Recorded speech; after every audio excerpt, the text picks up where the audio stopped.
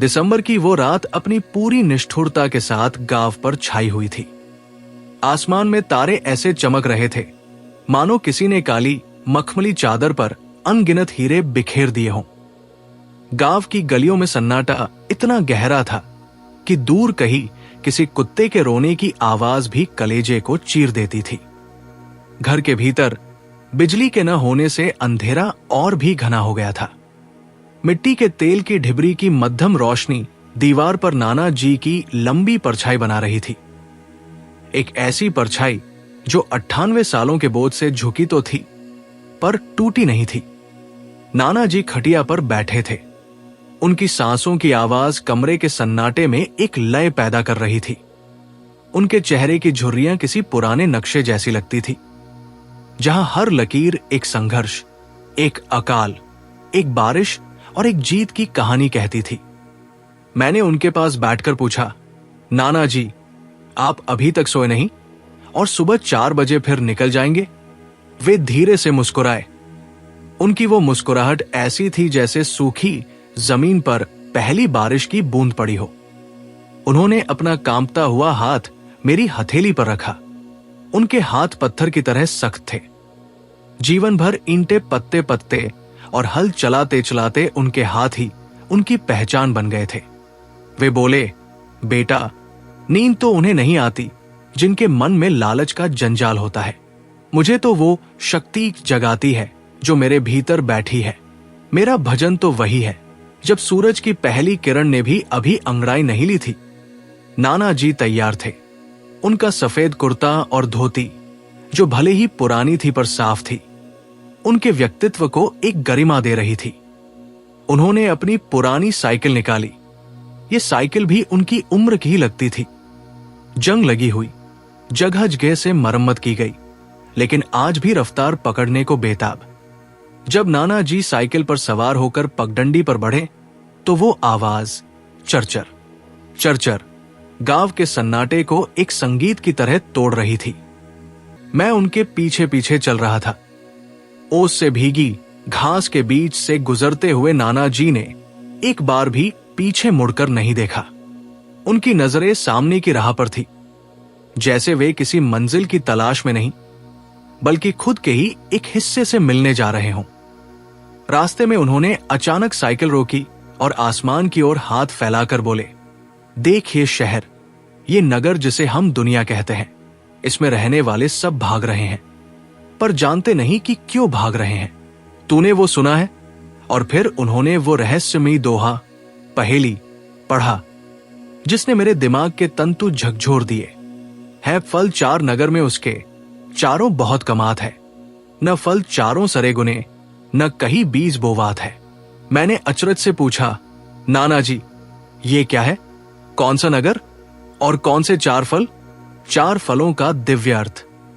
वे cycle को एक पुराने बरगद के नीचे खड़ी करके बैठ गए। हवा में ठंडक थी, पर उनकी बातों में एक तपिश। वे बोले, बेटा, ये नगर जिसे तू देख रहा है, ये बाहर की दुनिया नहीं है। ये नगर हमारा शरीर है और इसमें 4 फल लगते हैं जिन्हें हम पुरुषार्थ कहते हैं, धर्म, अर्थ, काम और मोक्ष। उनकी आवाज में एक गंभीरता आ गई। दुनिया के फल तो सड़ जाते हैं, उनमें कीड़े लग जाते हैं, पर ये 4 फल कभी नहीं सड़ते।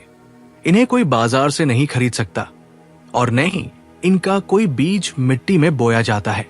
ये फल तो कर्मों की कोख से जन्म लेते हैं। वे एक एक फल को विस्तार से समझाने लगे। धर्म, इसका मतलब केवल मंदिर मस्जिद नहीं है। धर्म का मतलब है अपना कर्तव्य। अगर मैं 98 की उम्र में ईंट पथ रहा हूं तो ये मेरा धर्म है कि मैं ईमानदारी से मिट्टी को रूप दूं। बिना धर्म के इंसान उस बिना लगाम के घोड़े जैसा है जो खुद को ही खाई में गिरा देता है। अर्थ, पैसा जरूरी है, पर केवल उतना ही जितना रोटी और लज्जा ढकने के लिए चाहिए। जो इस फल को लालच से खाता है उसे कब्ज हो जाता है, मानसिक कब्ज। वे खिलखिलाकर हंसे। काम, इच्छाएं, ये फल बड़ा मीठा होता है, पर जो इसमें डूब गया वो फिर कभी उभर नहीं पाता। इच्छाओं को काबू में रखना ही इंसानियत है। मोक्ष, यही अंतिम सत्य है।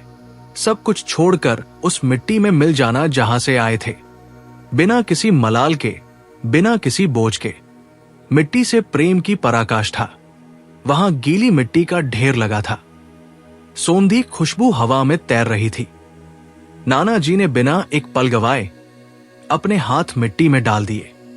उनके लिए वो मिट्टी कोई गंदगी नहीं थी, वो तो उनका जीवन थी। वे बोले, लोग मना करते हैं कि काम मत करो। अरे, काम नहीं करूंगा तो मर जाऊंगा। ये मिट्टी मेरा श्रृंगार है। जब मैं इसे ईंट का आकार देता हूं तो मुझे लगता है कि मैं अपनी तकदीर लिख रहा हूं। देख बेटा, कलयुग में लोग मिट्टी से दूर भाग रहे हैं, इसलिए बीमार है। जो मिट्टी की गोद में रहता है उसे कभी कोई आफत नहीं छू सकती। मैंने देखा कि जब वे ईंट की पथाई कर रहे थे, उनके चेहरे पर एक असीम शांति थी। वही संतोष जिसके बारे में उन्होंने रात को बात की थी। उनके लिए वो भट्टा ही उनका मंदिर था और मिट्टी ही उनका ईश्वर। वे मुस्कुराए और एक आखिरी बात कही, बेटा, ये जो 4 फल मैंने बताए, ये वही कमा सकता है जिसके हाथ मिट्टी में सने हों। जो पसीना नहीं बहाता उसे इन फलों का स्वाद कभी नहीं मिलता। सूरज अब पूरी तरह निकल आया था। नाना जी की परछाई अब लंबी नहीं, बल्कि उनके पैरों के नीचे थी। वे अपने काम में मग्न थे और मैं उस 98 साल के मिट्टी के महात्मा को देख रहा था, जिसने मुझे जीवन का सबसे बड़ा सबक महज चंद घंटों में दे दिया था। दोपहर की कड़ी धूप अब ईंट के भट्टे के ऊपर अपना साम्राज्य स्थापित कर चुकी थी। हवा में गर्म धूल और पकी हुई ईंटों की एक सोंधी सी गंध घुली हुई थी। नाना जी के माथे पर पसीने की बूंदें चमक रही थी, जो उनकी गहरी झुर्रियों से होती हुई मिट्टी में गिर रही थी। वे एक लय में काम कर रहे थे। मिट्टी उठाना, साचे में डालना और उसे जमीन पर करीने से रख देना। उनके हाथ किसी मशीन की तरह सधे हुए थे, लेकिन उनकी आंखों में एक किस्म की निर्लिप्तता थी, जैसे वे यहां होकर भी कहीं और हों। जब दोपहर के खाने का वक्त हुआ तो वे एक पुराने नीम के पेड़ की छाव में अपनी गमछी बिछाकर बैठ गए। मैंने पानी का लोटा उनके पास रखते हुए पूछा, नाना जी, सारा गांव कहता है कि आप किसी मंदिर नहीं जाते, किसी मूरत के आगे सिर नहीं झुकाते, फिर भी आप कहते हैं कि आप भजन करते हैं। ये कैसा विरोधाभास है? नाना जी ने पानी का एक घूंट भरा, अपनी धंसी हुई आंखों को सिकोड़ा और मेरी ओर देखा। उनकी नजरों में एक ऐसी गहराई थी जिसे पढ़ना मेरे जैसे पढ़े लिखे इंसान के बस की बात नहीं थी। उस शक्ति की पुकार जो जगाती है। वे बोले, बेटा, दुनिया जिसे भक्ति कहती है वो अक्सर एक सौदा होता है।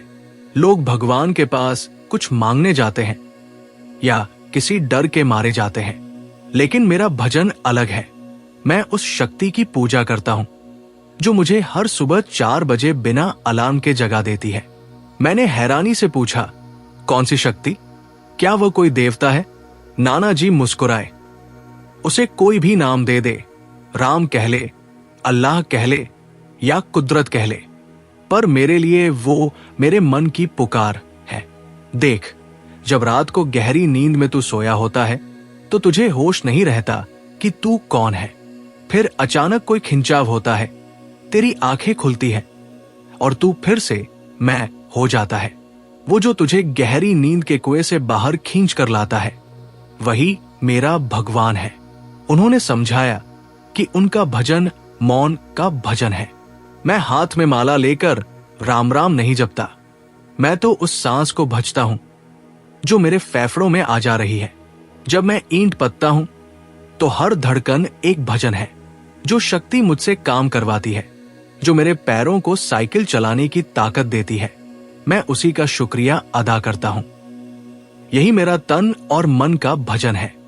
भजन की बात करते करते नाना जी ने मिट्टी पर एक गोल घेरा बनाया। उन्होंने मुझसे पूछा, बता बेटा, ये जो 4 युग है, सतयुग, त्रेता, द्वापर और कलयुग, इनकी शुरुआत कहां से हुई? मैंने अपनी किताबी जानकारी के आधार पर कहा, नाना जी, शास्त्रों के अनुसार एक के बाद एक युग आते हैं। उन्होंने बीच में ही टोक दिया, शास्त्रों की बात छोड़, अपनी आंखों से देख। ये समय कोई सीधी लकीर नहीं है जिसका एक सिरा यहां हो और दूसरा वहां। समय तो मेरी इस पुरानी साइकिल के पहिए जैसा है। क्या तू बता सकता है कि पहिए की लोहे की तिल्ली कहां से शुरू होती है? नहीं, वो घूमती रहती है। वैसे ही ये युग भी है।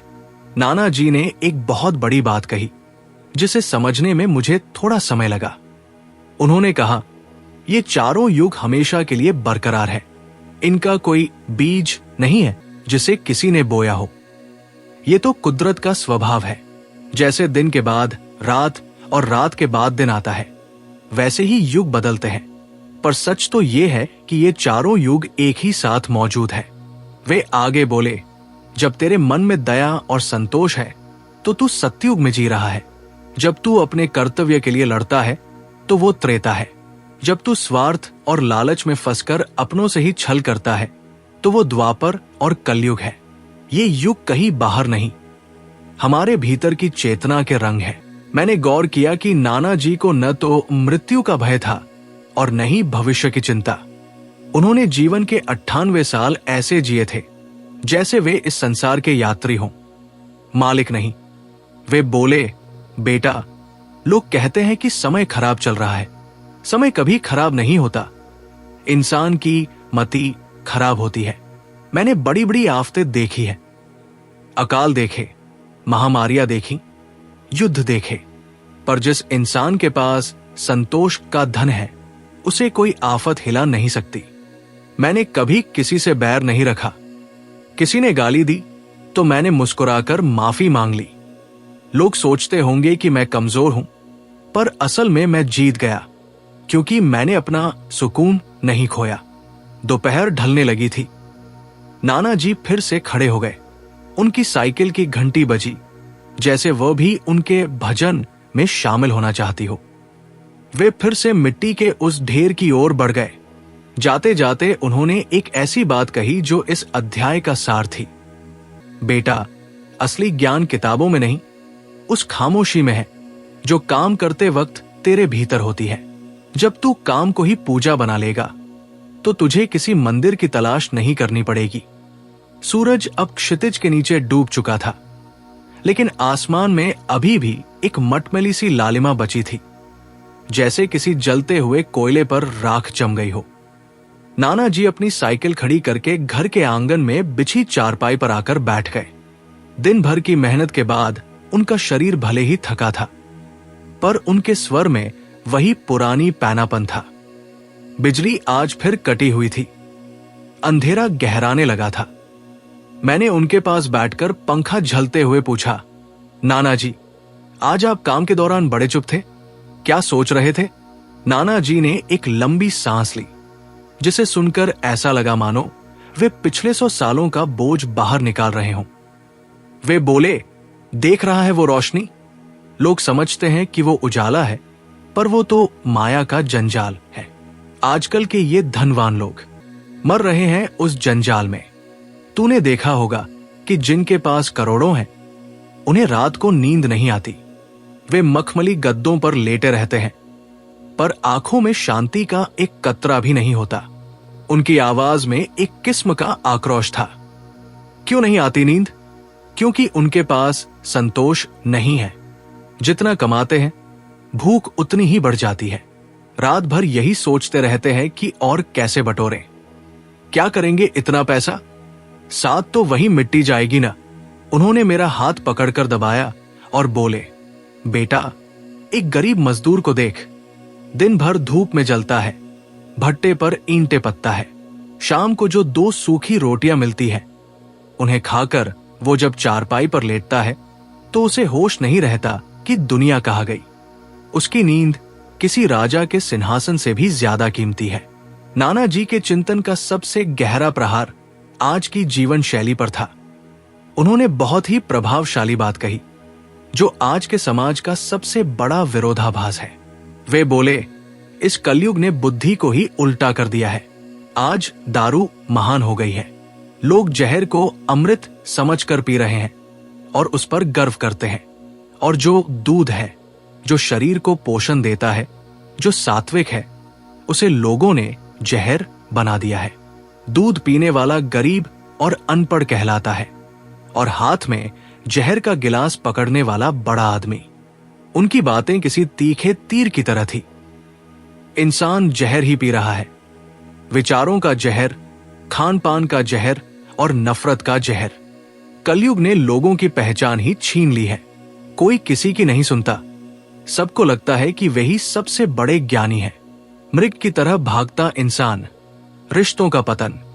नाना जी ने वो श्लोक फिर याद किया। मनुष्य रूपेण मृगाश्चरन्ति, मनुष्य के रूप में घूमने वाले पशु। वे बोले, बेटा, ये कलयुग वो करने की चुनौती दे रहा है जो पिछले 3 युगों में नहीं हुआ। आज मर्यादा की दीवारें ढह चुकी है। देख रहा है न तू? ना कोई मां को पहचान रहा है, ना बहन को। अपनी ही बहन को लेकर भागने वाले लोग इसी कलयुग की पैदावार है। जब रिश्तों का आदर खत्म हो जाए तो समझ लेना कि इंसान के भीतर का मृग जाग चुका है। उन्होंने समाज में बढ़ती पशुता पर अपनी चिंता व्यक्त की। पशु को मर्यादा का ज्ञान नहीं होता, वो केवल अपनी भूख जानता है। आज का इंसान भी वैसा ही हो गया है। वो बुद्धिमान तो है, पर उसके पास शील और धर्म नहीं है। बिना शील के इंसान उस सूखे पेड़ जैसा है जिस पर कभी फल नहीं लग सकते। उन्होंने पश्चिम की ओर इशारा करते हुए कहा, देख वो सूरज। वो जब उगता है तो क्या देखता है कि कौन अमीर है और कौन गरीब? वो अपनी रोशनी सबको बराबर देता है। वो डूबता है तो सबके लिए डूबता है। कुदरत भेदभाव नहीं करती। ये तो इंसान ने अपनी सहूलियत के लिए दीवारें खड़ी कर ली है। नाना जी ने निष्कर्ष निकाला। अमीर सोचता है कि उसने सूरज को खरीद लिया है, पर वो भूल जाता है कि अंत में उसी मिट्टी में समाना है जिस पर वो गरीब चल रहा है। संतोष से बड़ा कोई खजाना नहीं है। जिसने अपने मन को जीत लिया, उसने दुनिया जीत ली। रात गहरा गई थी। गांव की गलियों में सन्नाटा पसरा था। नाना जी चुप हो गए, पर उनकी बातें मेरे भीतर शोर मचा रही थी। उन्होंने आज कलयुग का पोस्टमार्टम कर दिया था। मुझे समझ आ गया था कि क्यों वे 98 की उम्र में भी इतने शांत और सुखी थे, क्योंकि वे उस जंजाल से कोसों दूर अपनी संतोष की कुटिया में रहते थे। रात का तीसरा पहर शुरू हो चुका था। चांद अब आकाश के मध्य में पहुंच गया था और उसकी दूधिया रोशनी आंगन में खड़ी नाना जी की उस पुरानी साइकिल पर पड़ रही थी।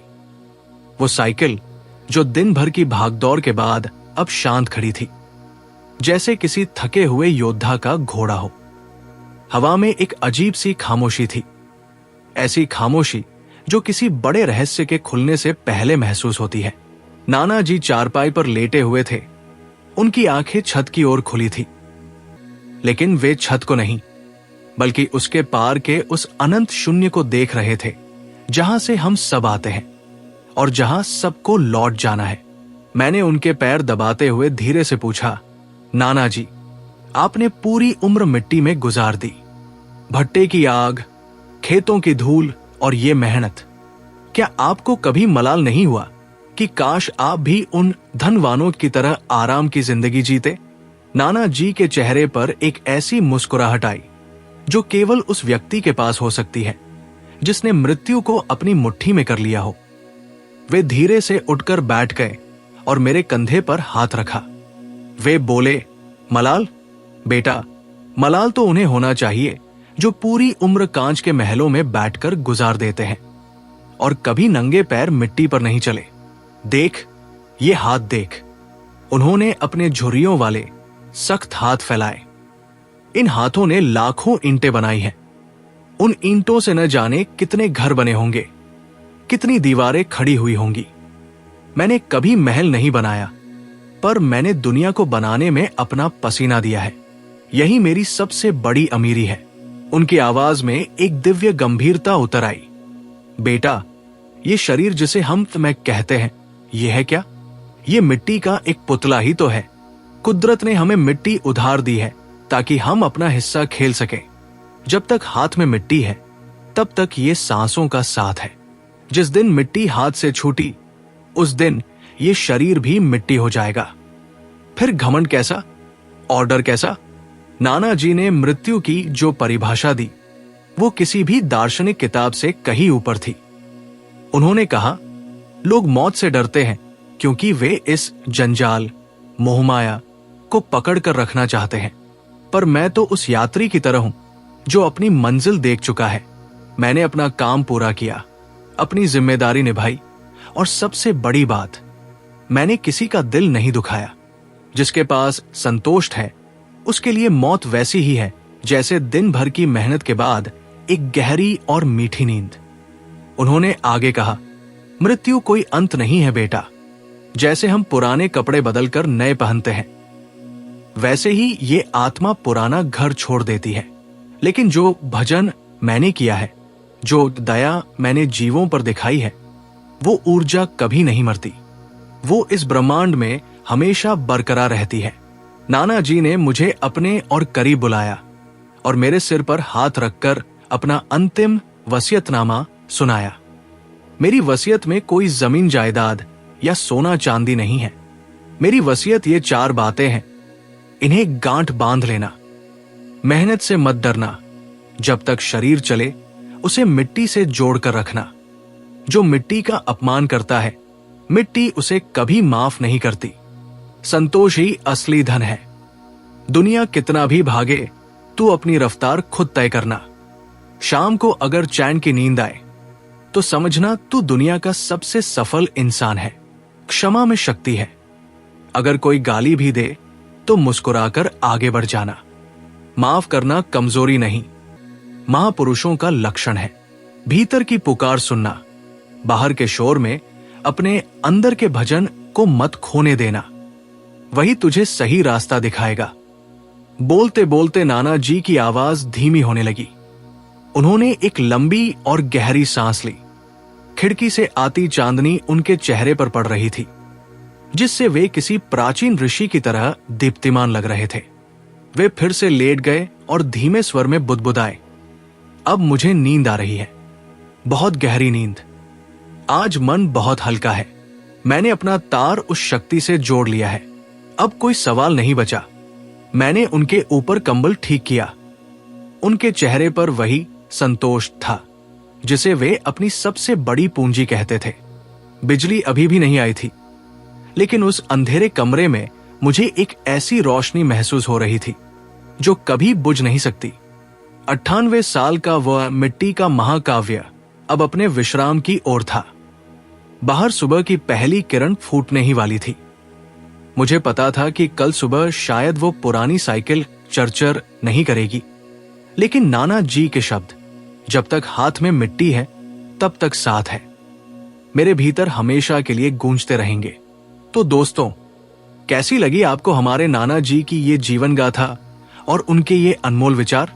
98 साल की इस लंबी यात्रा और ईंटों के भट्टे पर पसीने से लिखी गई इस कहानी ने हमें सिखाया है कि असली सुख महलों में नहीं, बल्कि संतोष और अपनी मिट्टी से जुड़ने में है। नाना जी की इन बातों ने आज हमें जीवन का वो आईना दिखाया है जिसे हम अक्सर इस कलयुग की चकाचौंध में भूल जाते हैं। हमें उम्मीद है कि मजदूर की ये दास्तां आपके दिल के किसी कोने को जरूर छुई होगी। कमेंट में हमें जरूर बताइएगा कि नाना जी की कौन सी बात आपको सबसे ज्यादा अच्छी लगी। जल्द ही मिलेंगे किसी और बुजुर्ग, किसी और दादा या दादी के पास, जिनके पास अनुभवों का ऐसा ही अनमोल खजाना होगा और जो अपनी पूरी जिंदगी का निचोड़ हमारे साथ साझा करेंगे। तब तक के लिए अपनों का ख्याल रखें, बुजुर्गों का सम्मान करें और अपनी मिट्टी से जुड़े रहें। धन्यवाद। मिलते हैं न्यू कहानी के अगले सफर में।